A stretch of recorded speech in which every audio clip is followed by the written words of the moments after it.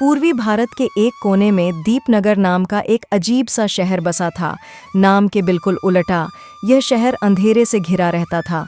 यहाँ सूरज समय पर निकलता था, समय पर डूबता भी था, लेकिन जैसे ही शाम ढलती, पूरा शहर किसी अनजाने डर में सिमट जाता।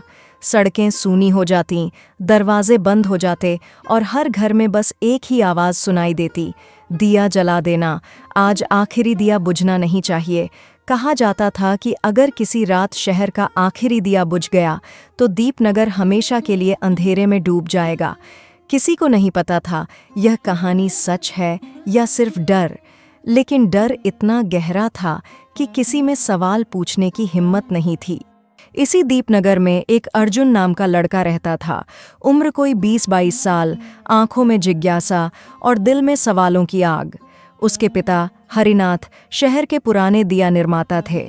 पीढ़ियों से उनका परिवार दिए बनाता आया था। हरिनाथ हमेशा कहते, बेटा, दिया सिर्फ मिट्टी नहीं होता, इसमें शहर की सांसें बंद होती हैं। लेकिन अर्जुन को यह सब अंधविश्वास लगता। वह सोचता, अगर एक दिया बुझने से शहर खत्म हो सकता है तो फिर ये शहर पहले ही क्यों नहीं खत्म हो गया? बस यही सवाल उसे बाकी लोगों से अलग बनाता था। एक रात तेज तूफान आया, हवा चीख रही थी, बारिश मानो आसमान फाड़ देना चाहती हो। उस रात अर्जुन के पिता बीमार थे। दिया बनाने की जिम्मेदारी अर्जुन पर थी। लेकिन उसी दिन शहर के सबसे अमीर आदमी सेठ रघुवीर ने अर्जुन से कहा, देख अर्जुन, अगर आज तूने गांव वालों के लिए दिए बनाने से मना कर दिया तो मैं तुझे माला माल कर दूंगा और तुझे शहर से बाहर एक अच्छी सी नौकरी भी दिला दूंगा। अर्जुन उलझ गया।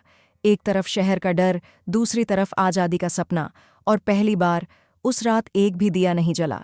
सुबह हुई, सूरज निकला, शहर वैसा ही था। लोगों ने राहत की सांस ली। देखा, कुछ नहीं हुआ। अर्जुन को लगा उसका शक सही था। लेकिन अगले कुछ दिनों में अजीब बातें होने लगीं।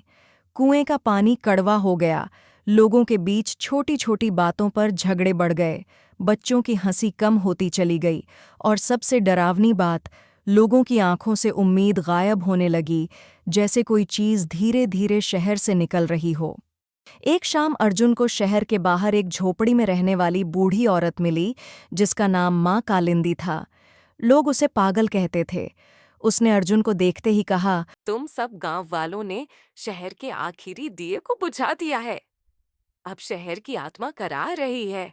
बेटा, जब आखिरी दिया जलता था तब लोग एक दूसरे को देख पाते थे, अब बस खुद को ही देख रहे हैं। उस दिन अर्जुन पहली बार चुप रहा। धीरे धीरे अर्जुन को सच्चाई दिखने लगी। सेठ रघुवीर ने शहर के कुएं खरीद लिए थे, जमीन अपने नाम करवा ली थी, लोग आपस में लड़ रहे थे और वह अकेला ताकतवर बनता जा रहा था।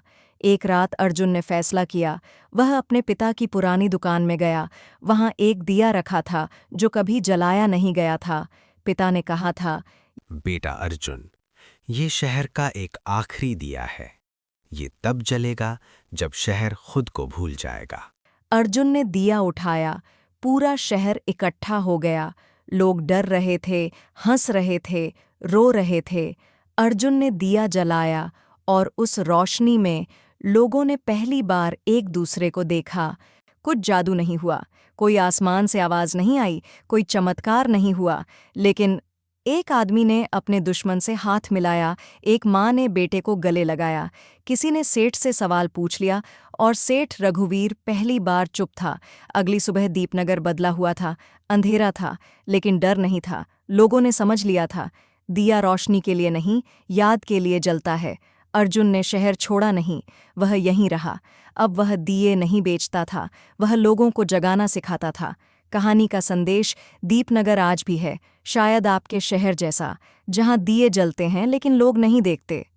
याद रखिए, जब इंसान सवाल पूछना छोड़ देता है, वहीं से अंधेरा शुरू होता है। और एक दिया पूरी दुनिया नहीं बदलता, लेकिन किसी एक का डर जरूर तोड़ देता है।